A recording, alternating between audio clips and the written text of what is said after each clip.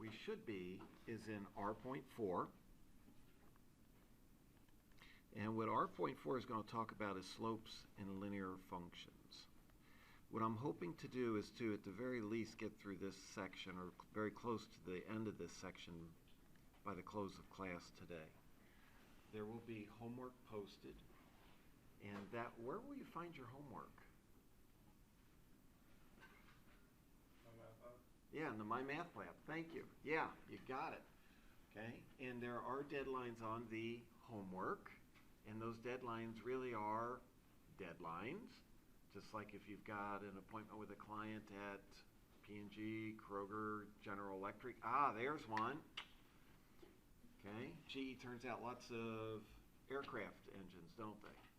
You got an appointment to meet with somebody from the Navy at 10 a.m. Folks from the Navy there are at 9:45, as they should be, because that's 10 a.m. And you show up at 10:45. What's going to be left there? Probably a note left on the table, get your things and leave. Okay? So when it comes down to actually out where there's money on the line, you got to be on time all the time. Or have a really good reason, and then offer your clients a really good option for their inconvenience. Okay? So I'm just trying to get you used to deadlines mean deadlines. Okay? Friday's going to be a quiz. At the end of class, we'll talk about what that quiz is going to cover. But for right now, let's get into and see if we can get this review. This should be a review. Okay? On slopes and linear functions. The whole idea here is that sometimes people come in and their background in algebra is kind of like Swiss cheese.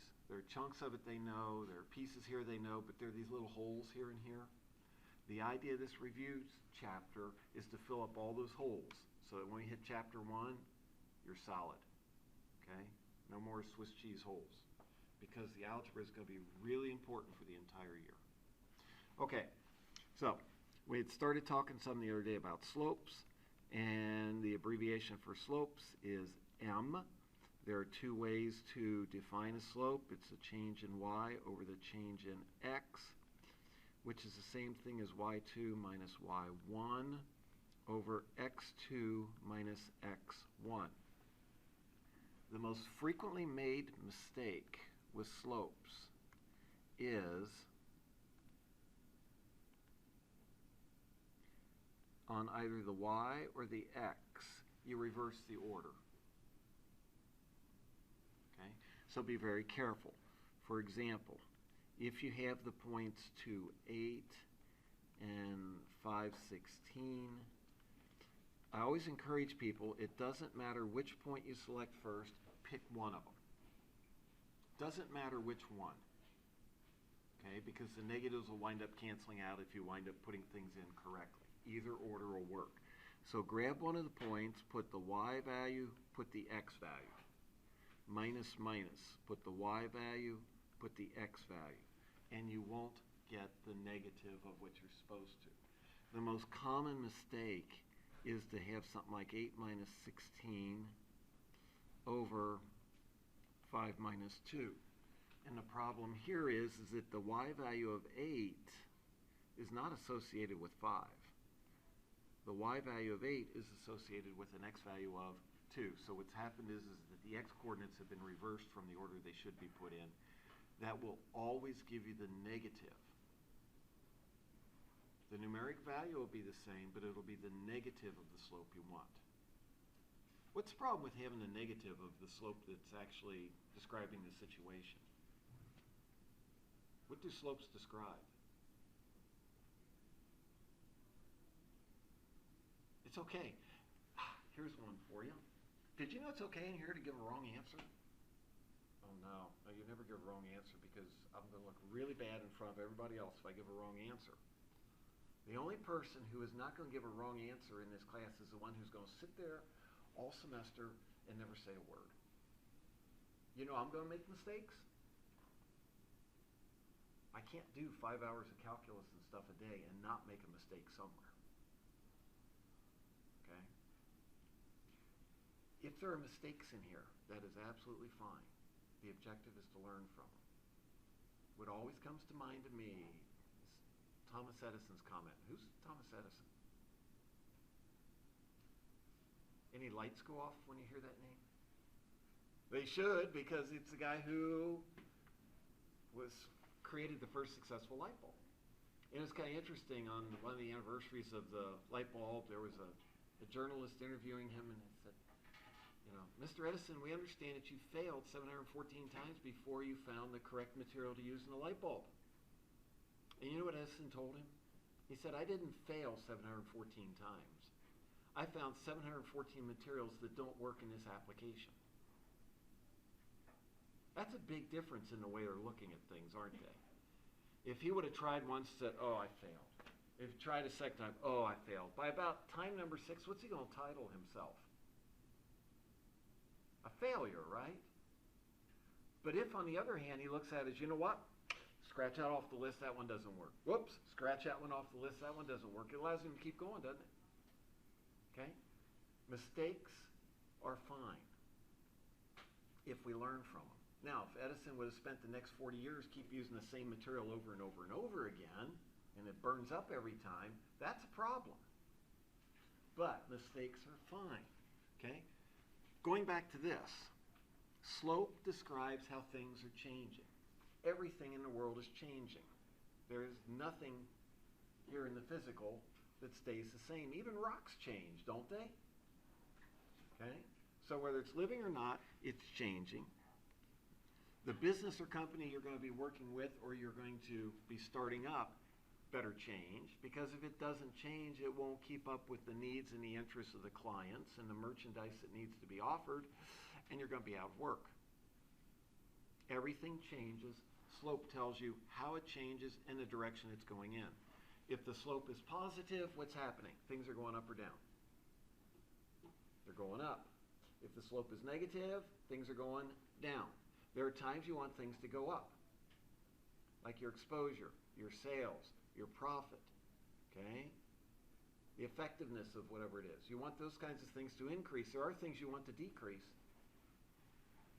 Dropped clients, costs, waste, total miles driven, okay? So there are times where a negative slope is good news, depending on what it is it's talking about.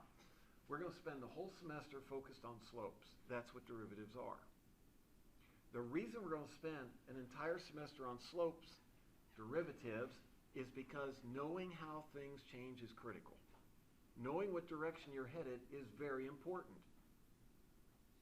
That's why cars have a windshield, isn't it? If you didn't have to know what direction you were going, they could just make it metal all the way around. You get in, you play with the steering wheel for a while, and you get out and see where you are. Okay?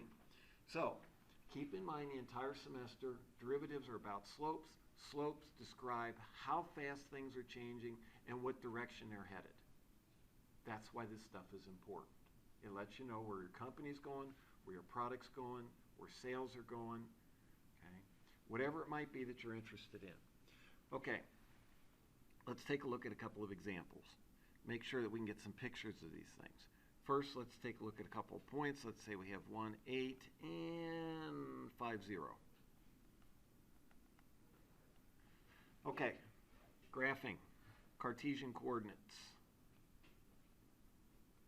If we come over 1, go up 8. So let's say here's 5, 6, 7, 8. So there's the point 1, 8. And over 5, 1, 2, 3, looks like about 5. Play connect the dots. There's the line, right? Everybody's good with doing that kind of stuff. You can do it just about that fast or maybe even faster. I have over the years found a good use for credit cards. It's not buying stuff. Did you know credit cards are a bank loan? So if you go to Burger King or McDonald's and you order value meal number or whatever and you go, you just took out a bank loan to buy French fries. Whoa. Didn't think about it like that. Okay? So, anyway. Got a line. Slope's positive or negative? Negative. Going down. This might be something like cost, it might be waste, something like that. It's great. Can you compute the slope of that or of that line? Okay, it's pretty straightforward. Doesn't matter which point you pick. I'm going to pick the 8 for the y value, the 1 for the x. That means 0 over 5.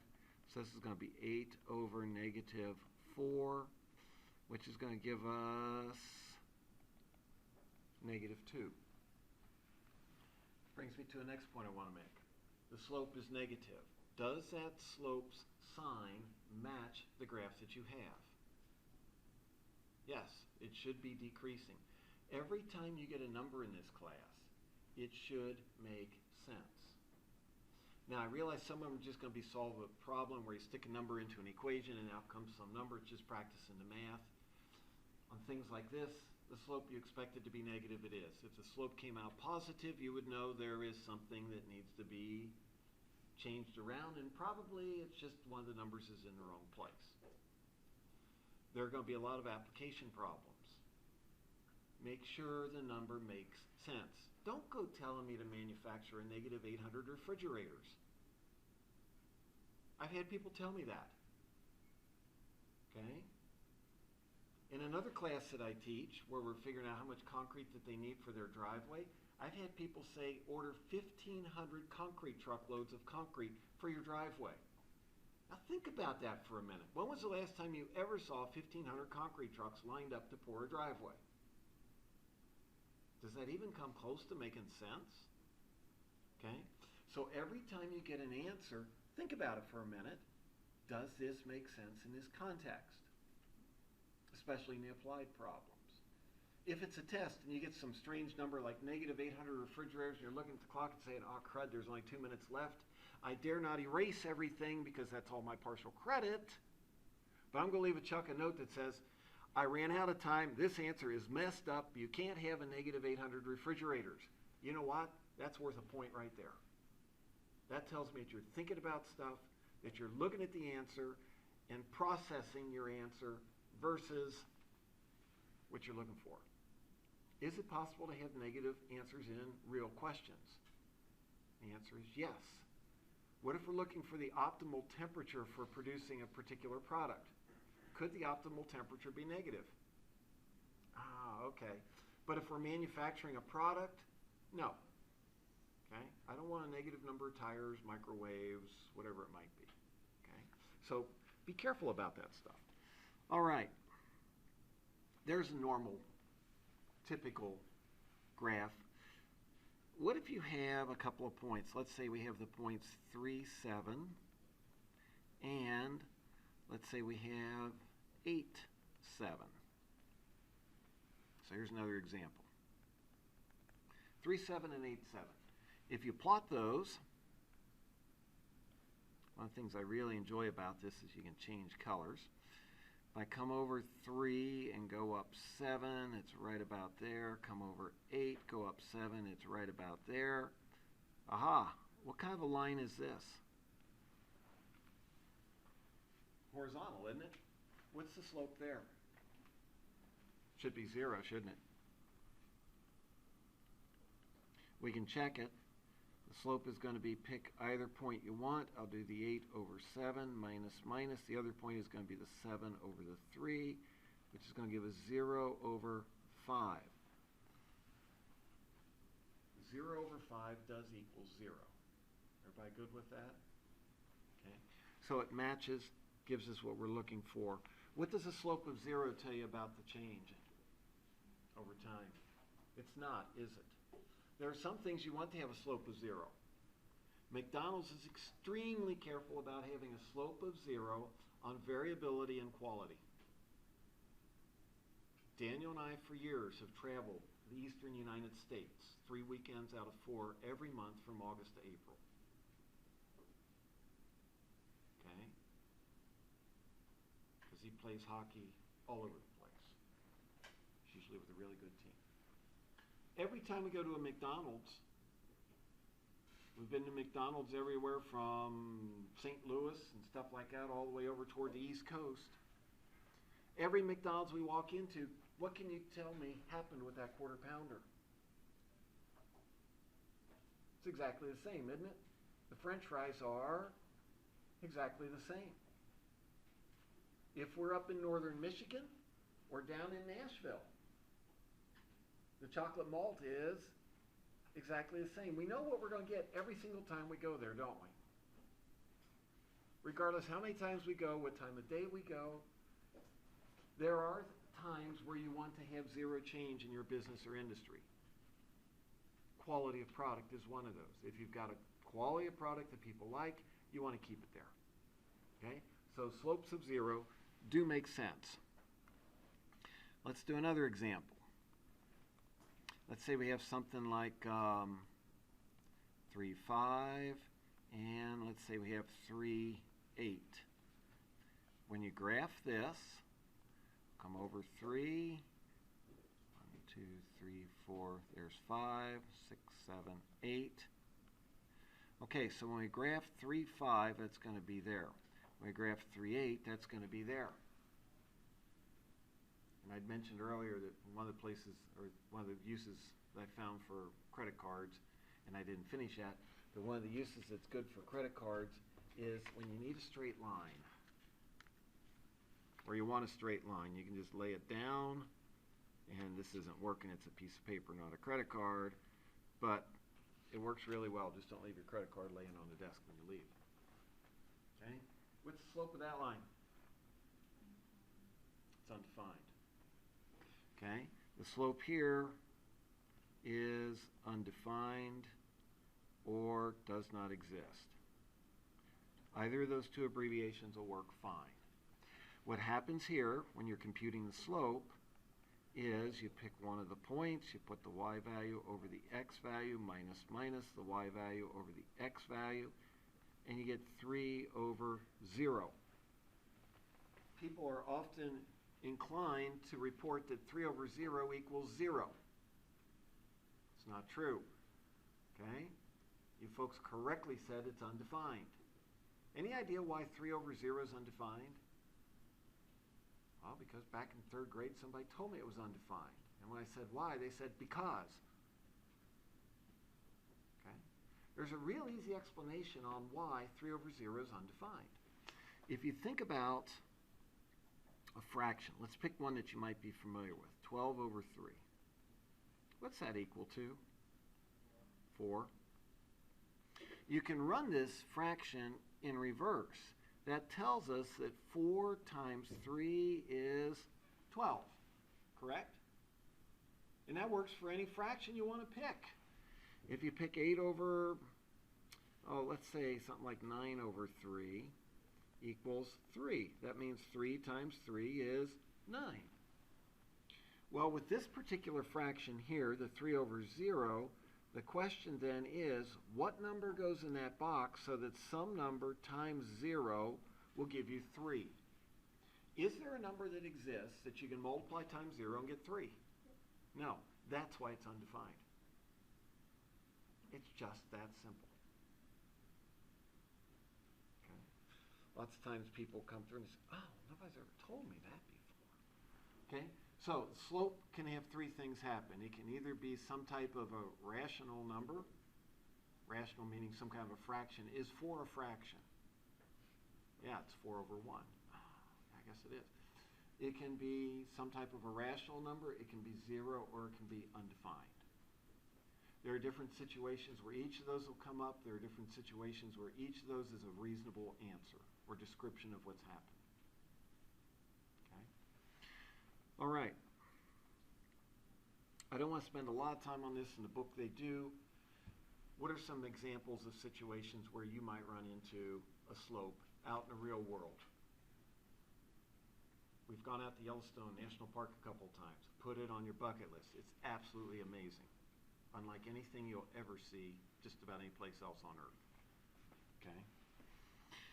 When you're driving through the Rocky Mountains to get there, there are places where there are signs that say stuff like 7% downhill, next 5 miles.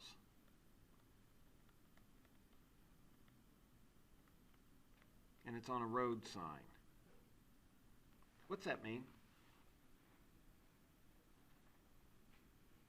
Well, it means that when Chuck's driving the trailer through the Rockies, he's thinking, I don't want to smoke the brakes and I don't want to burn up the transmission. And oftentimes going downhill, you're in the outside lane. And the way those roads work out there is you have mountain, you have roads, and it drops off. And there's room for a car here, room for a car here, and about 2 foot between you and a 500-foot drop. Okay? One time we were doing it, it's about 30 miles of driving like that. My daughter, who was in the back seat of the truck, pulled a blanket over her head, stuffed tissues in her ears, and said, tell me when we're out of here. What that 7% downhill next 5 miles means is that you are on a grade of 7% for the next 5 miles. But what does 7% mean? That's a slope. 7% actually tells you 7 over 100, doesn't it? There's a slope. There is a change. That means that while you're on this road, every time you go 100 feet, you will drop 7 feet in elevation. It may not seem like a lot when you're walking, but when you're driving and pulling a trailer, that's enough to tear up equipment and go over the cliff if you're not careful with how you're working things. Okay? So one example of the slope is stuff like that. You'll see them uphill grades, you'll see them downhill grades. Here's one that's fairly similar. Roof pitch. Is that kind of like slope pitch? Well, not quite the same. As an undergrad, to work my way through college, I worked construction as one of my jobs in the summer. Okay. Roof pitch talks about on the roof of the house how steep that roof is sloped. Changes the appearance of the house, changes how well it sheds snow, all kinds of stuff. Like, it even changes the cost of the roof. I'll leave it to you to figure out one of those two pitches is going to use more material than the other. So it's going to be more expensive to build than the other. Things like a 312 pitch.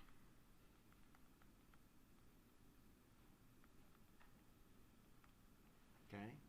That's common terminology in construction industry. One of these days when you make it and you're building your house and you're talking with the contractor and they're talking about a 312 versus a 412 pitch on the house, don't just say, well, I'll take the 412 not knowing what you've just chosen, because there's thousands and thousands of dollars difference between which one you pick. Okay? Embarrass yourself and say, I've heard about this before, but I forget what it is. Remind me what it is and how much is it going to cost each way. What a 312 pitch means, any guesses what a 312 pitch means? Go ahead, get brave, get daring.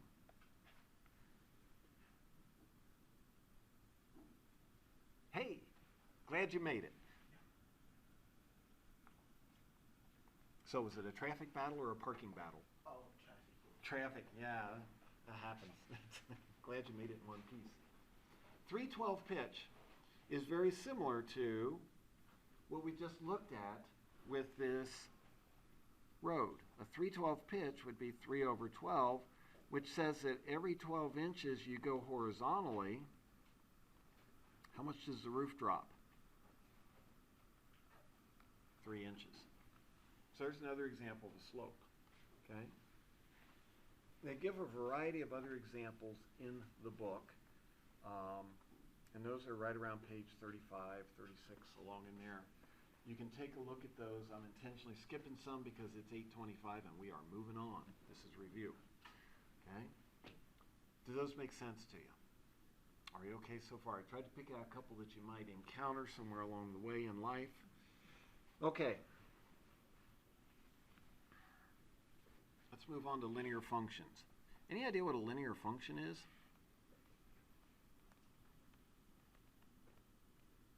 Well, first thing for sure, you know it's a function, right? Uh-oh, what's a function?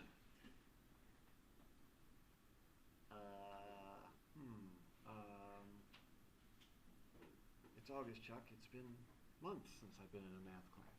Yes, ma'am. When for every input of y, or every, I forget which one it is. That's okay. It's X. That's fine. Every input of x, there's only one y value. Bingo, you got it. Way to go. Yeah. So every time you put in an X value, you get out one Y value.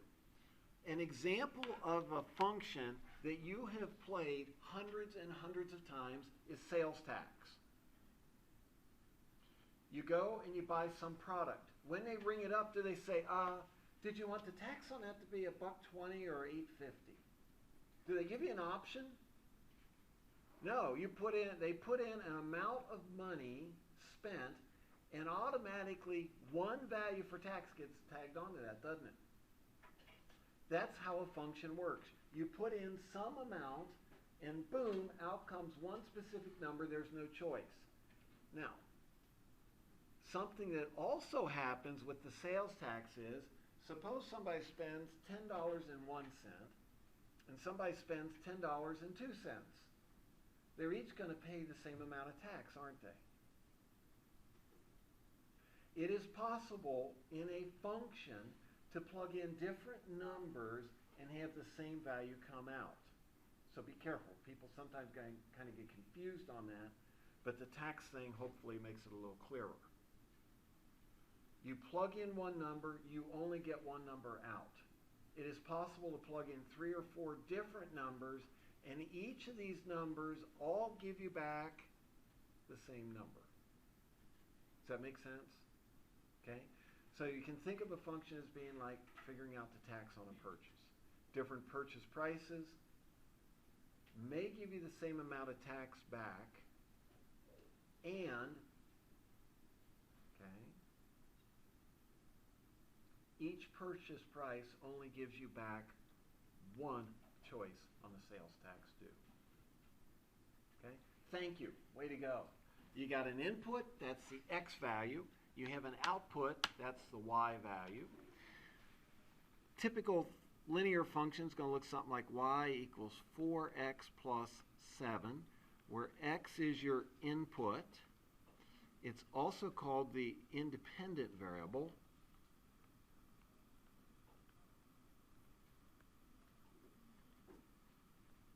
The value that comes out, your y value, is your output. Not sure what that was. Or the dependent variable.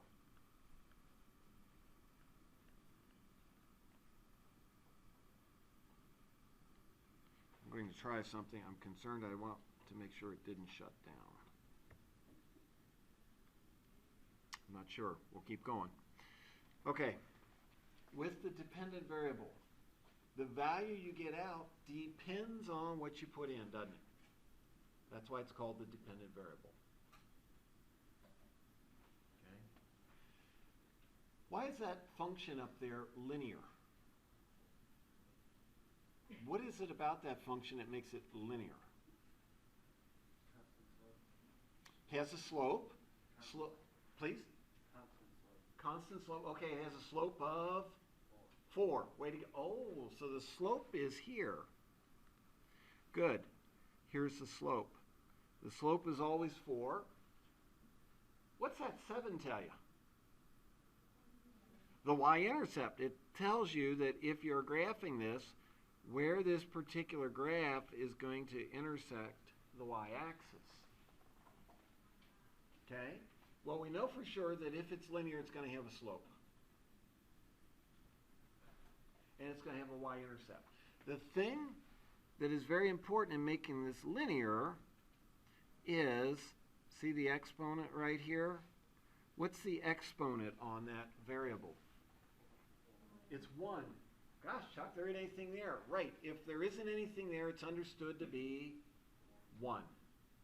Just like if we write down x, let's say we have y equals x plus 2. It's understood that there's a number, a coefficient out in front of x there, isn't it? And that coefficient is 1. Okay, so don't lose track of that when you're looking at exponents. Linear functions will always have an exponent of 1. This highest exponent is also called the degree of the polynomial. The degree of this polynomial is 1. The highest power of x is 1. As we progress through the years, we'll talk about various degrees, and every time we're talking about degrees, we're talking about the highest power of x that that particular function has. Okay? So does it sound familiar to you again what a function is, and degree, and all that good stuff, and why this is linear? Okay.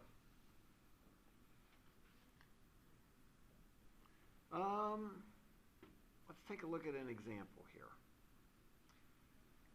Let's see here. Let's say we have some values of x. I don't know what happened there. Bring it back up. Let's say we have some values of x and some outputs y. Let's say when x is 0, y is 0, 1, 3, 2, 6, negative 1, negative 3, and we'll go with that. Okay? What do you notice about that data, other than it's messed up? No, it's okay. Whew. Is there a pattern or a trend there? What's the relationship between x and y?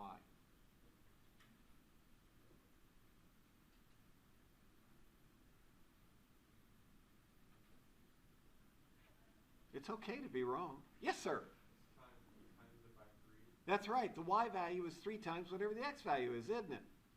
Okay? So what you wind up with here is a function y equals 3 times whatever the x value is. The slope is 3. The y-intercept is 0. Okay? One way to check to see if this data is linear or not is to graph it. Do not assume that all data in this class will be linear, because it won't. We are going to have data that's going to go like this. Data that goes like over there on the right-hand side is going to be fit by what kind of a function? Quadratic, right? That's what gives you a parabola. One of the things that's going to be very important is we are going to see sales trends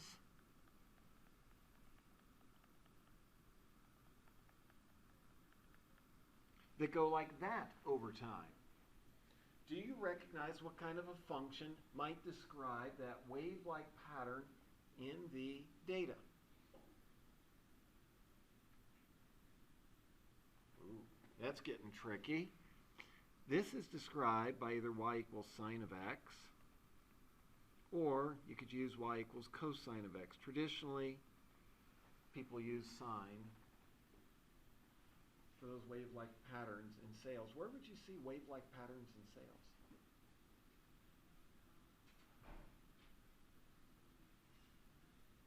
How about swimwear in Cincinnati? Okay.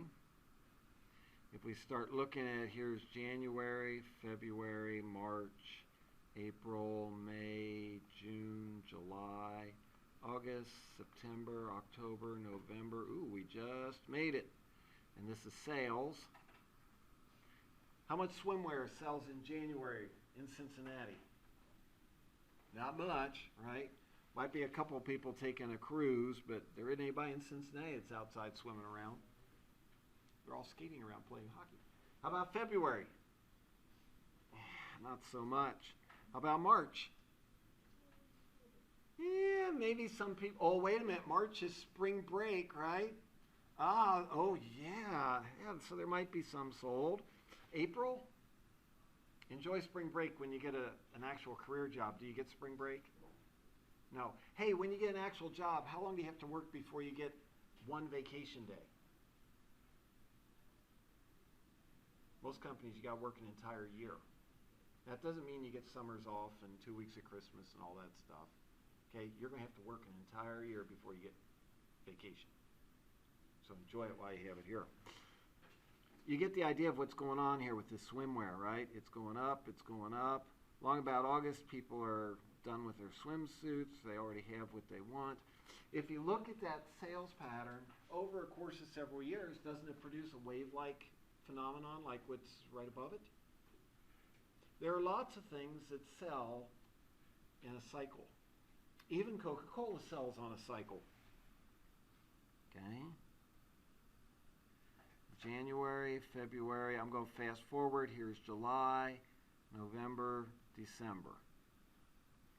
Sales go like this for Coke. Why? Whoops, this is actually a little more dramatic than this. That's how sales of Coca-Cola look.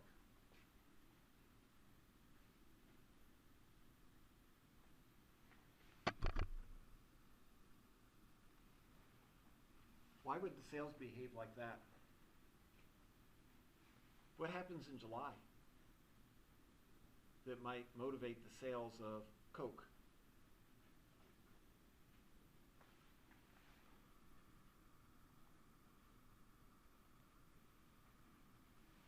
Oh, that's right, the 4th of July. 4th of July weekend. What's everybody do 4th of July weekend? Oh, we all stay inside and we do calculus homework. No, what does everybody do on the 4th of July? Drink beer, okay, go on picnics.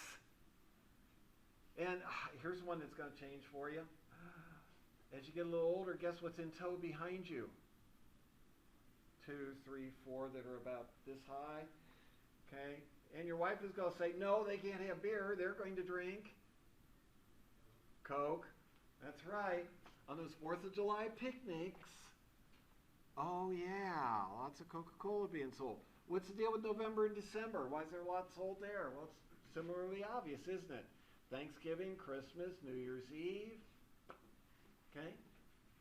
One of the things we're going to work on this year is not just math, but how the patterns fit what really happens with real products in the real world. That's how Coke sells. Okay? Once again, if you're going to be working for Coca-Cola or whatever company, you're going to have to find equations to fit those patterns if you're involved in sales, marketing, things like that. You've got to understand how these functions work. Linear functions, the easiest of them to work with. Okay, let's take a look at an example of another linear function. This one is on page 41 in your book. Let's see if this will still work or if it logged me out. I don't know how long it lets me there. Aha, it does work. Good. Okay, so I'm down at the bottom of the page on page 41. It's actually kind of cool because I used to have to put the books on the document projector. Okay, so I'm on the bottom of page 41, example 9. I don't know if you can read that or not. Is that okay, or do you need it bigger? I don't want this to be an eye exam. Go bigger.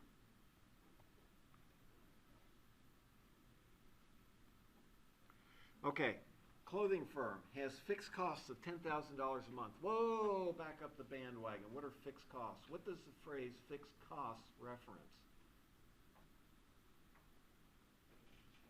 Yes, sir. They know they're paying that every month. That's right. They know they're paying it every month. It's something that is, here's a clever word, fixed. So what are some examples of things that you pay every month if you got business? Yeah. Rent and maintenance. Rent and maintenance, like in the summer getting the grass mowed, in the winter getting the snow shoveled. So you've got rent, you've got maintenance. Any electric costs there? Probably. Okay. Water. How about taxes? Property taxes? How about things like payroll? Do you pay payroll? Yeah, every month. There are a lot of things that are constants that you know you're going to be paying. Paying. That's what fixed costs are about. Whether you make one product or not, this company's got to come up with $10,000 a month just to leave their sign hanging outside of the building. Okay? Great. Thank you. Okay. So we'll hold on to that.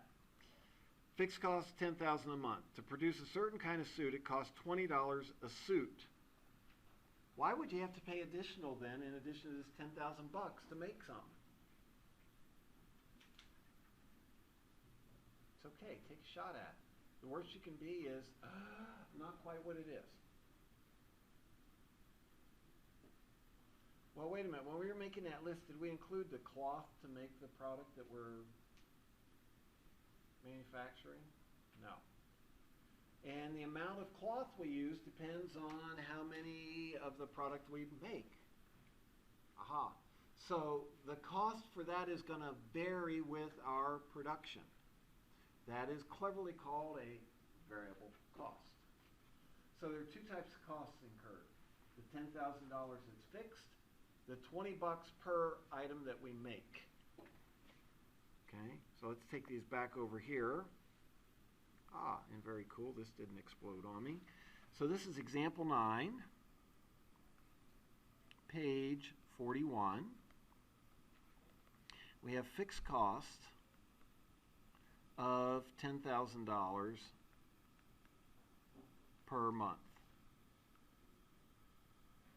We have variable costs of $20 per suit. Okay. When you're writing numbers down, be sure to include the labels on them, like dollars per month, dollars per suit, so that you know what that number really represents. Okay. With that information, we can come up with a cost function. Now, the idea of a cost function is for us to be able to forecast each month what our total cost will be. Total cost is a combination of your fixed costs and your variable cost. This is sound more like a business class, isn't it? Okay? Well, the calculus in here is going to be aimed a lot toward business. Yeah, but Chuck, I'm going into pharmacy. Do we have any pre-farms here? All right, it's okay. Don't. Uh-oh, should I read it? Okay. Even if you're going into pharmacy, are you going into business? The answer is yeah. In that Kroger pharmacy, that pharmacy only stays in the back of that store as long as they're doing what? Making a profit, right? And do you hope to get promoted someday? Yeah. You don't want to retire at the same level that you came in at, do you? Spend 30 years at the bottom rung? That doesn't sound like a very exciting career. Well, as you advance, you get into more management type positions, and as you move into more managerial type positions, you've got to have more business savvy to make business decisions about running the pharmacy.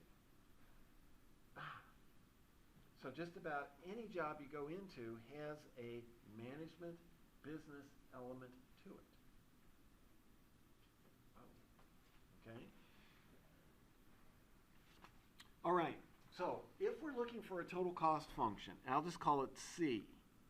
And I'm going to use this notation, which means the name of the function is C. The variable I'm going to use is Q. That doesn't mean C times Q, does it? In that particular context. This says we have a function coming up. Now, there are two things for sure that are going to be involved in the cost. One of them is that 10,000 bucks. That's not going away. There it is. The other part of the cost is the cost to produce the product. And that will depend on how many of them you make. It's going to be $20 for each suit that you manufacture. If you make 10 suits, what's the cost? $200, right? 10 of them at 20 bucks a piece is $200. If you make 20 of them, what's the cost? It's okay, get brave, get daring. What's 2 times 2? 400, there we go. How do you get those values? You take 20, the cost per item, times how many items you manufacture, don't you? The variable part of this function is going to look like 20Q. Does that make sense? Where that comes from? Hey, what kind of a function is that? It's linear. Is it increasing or decreasing? Increasing, because the slope is 20, which is positive. That slope of 20 means that every time we take a step and produce one more, well, I guess I better go this way. No, this way. I'm trying to think what the graph would look like for you. Every time I go one more, the cost goes up by 20. Remember, 20 is a fraction, isn't it? 20 is a fraction. It looks like 20 over 1. For every one step you take in production, cost goes up by 20. Okay? That's what that slope's telling you. All right. One of the things that's kind of cool with this is we can graph these two elements as a function.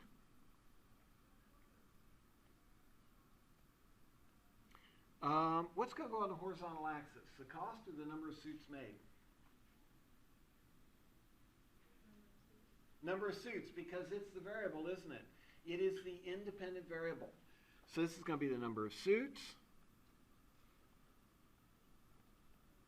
And I'm going to be a little more general on this. I'm just going to say dollars, because I'm going to come back to this graph in a minute. If we were just going to graph the cost function, the vertical axis could be labeled cost. I'm just leaving, and the cost would be in dollars, right? Okay. So I'm intentionally leaving it a little bit vague, because we're going to come back and we're going to use this same graph for a couple things at once. If we were to graph this, and here's 10,000, our graph would go something like that. It would intersect the y-axis at 10,000. I meant to hit 10,000. Okay?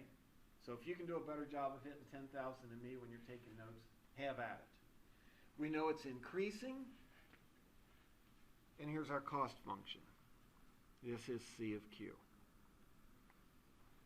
If we were to go back to that page in the book, we would also read that you sell the suits for $80. This is apparently not a man's three-piece suit. Okay. There are all kinds of other suits. Swimsuits, for one thing. An $80 swimsuit. There you go. When we sell them for $80, if you sell 10 of these suits, whatever they are, if you sell 10 of them at $80 a piece, how much money is going to be in the cash register? Yes, I know it's going to be none because everybody's going to charge it. Okay, but pretend it's cash only. How much money is going to come in if you sell 10 of them at $80 a piece? $800. What's that $800 referred to as? Is that your profit? That is your revenue. Okay? This information right here will allow us to determine a function defining the revenue. The revenue is going to be the number of suits we sell times what? Yes, sir. 80. Right. Okay? Remember, just in case it's been a while, revenue is equal to the selling price times the number sold. Okay? Hold on to that. We could graph the revenue function on here. If we graph the revenue function, where is the revenue function going to intersect the y-axis? Well, gosh, Chuck, it doesn't, because there isn't any constant on that equation. There is a constant. What is the constant? 0. Remember, this is really 80q plus 0. This function is going to graph like this.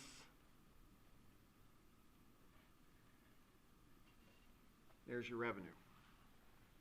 Now, there are two actually three very important elements to this graph. Over in, let's try that. This area, Which is greater, your cost or your revenue? Cost is greater. Why did Chuck choose red for shading in that section? Because if cost is greater than revenue, you are experiencing a loss. You're in trouble. Do businesses make a profit every month of the year? No. Things like Sears and Macy's and stuff. Okay. Hey, there's a Friday after Thanksgiving. What's that Friday after Thanksgiving called? I'm seeing some smiles. Why is it called Black Friday? Because it puts them in the black. That's right.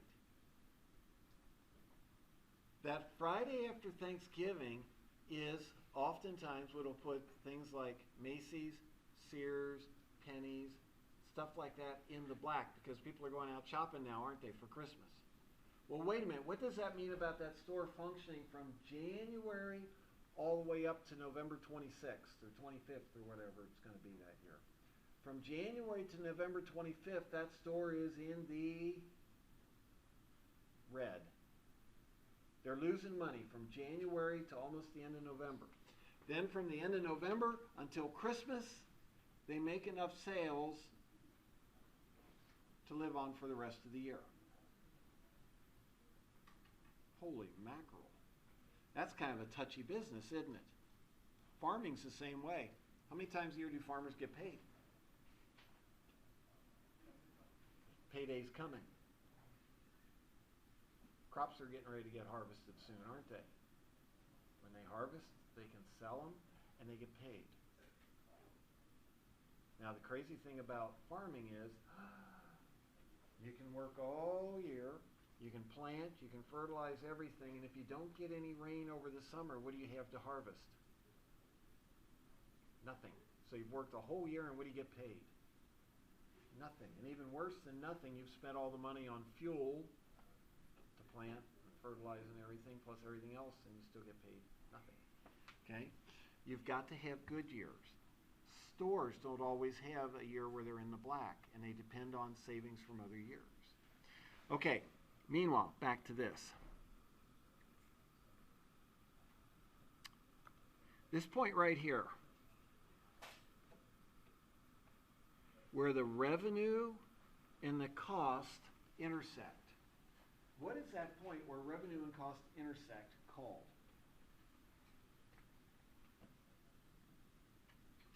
The intersection point? Well, in math it would be. In business, it's called the break-even point. What does break-even mean? Well, exactly what break-even means. You get enough money to pay all your bills, and that's it. Is there any profit? Not a penny. So, if you start your own pharmacy after you graduate, and I'm not wishing this on you, okay, we're going to come back to your pharmacy here in a minute, okay? First year. Actually, how many years does it take typically for a business to become profitable?